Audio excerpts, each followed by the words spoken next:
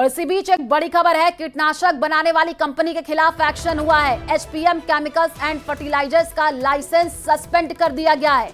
जांच में सैंपल घटिया पाए जाने पर एचपीएम कंपनी के खिलाफ एफआईआर हुई है।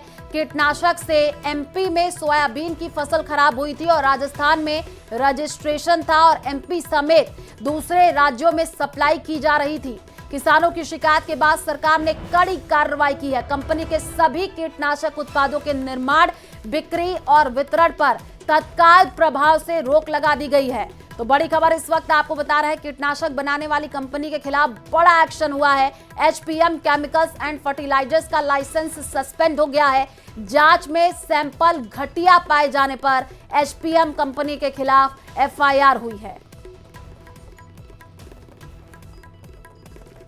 तो बड़ी खबर इस वक्त, कीटनाशक से एमपी में सोयाबीन की फसल खराब हुई थी, राजस्थान में रजिस्ट्रेशन था और एमपी समेत दूसरे राज्यों में सप्लाई की जा रही थी।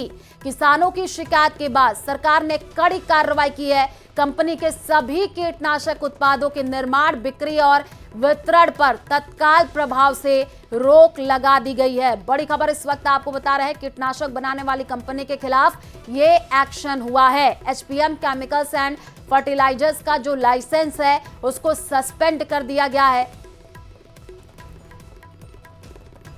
और ज्यादा जानकारी के लिए संवाददाता अशरफ हमारे साथ जुड़ चुके हैं। अशरफ, क्या कुछ जानकारी है पूरे मामले को लेकर के? ये जानकारी है कि जांच में जो सैंपल वो घटिया पाया गया, अपडेट दीजिए। हाँ बिल्कुल, देखिए ये मामला असल में मध्य प्रदेश के विदिशा जिले का है, जहां से खुद केंद्रीय कृषि मंत्री शिवराज सिंह चौहान सांसद हैं।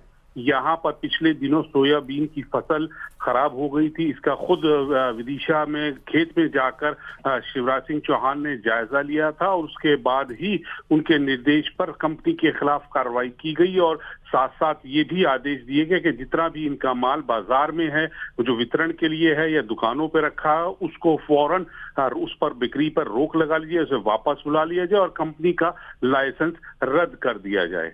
जी बिल्कुल अशरफ, क्योंकि ये बड़ा एक्शन हुआ है और किसानों ने भी इसको लेकर के शिकायत दी थी, उसके बाद से सरकार ने ये कड़ी कार्रवाई की है।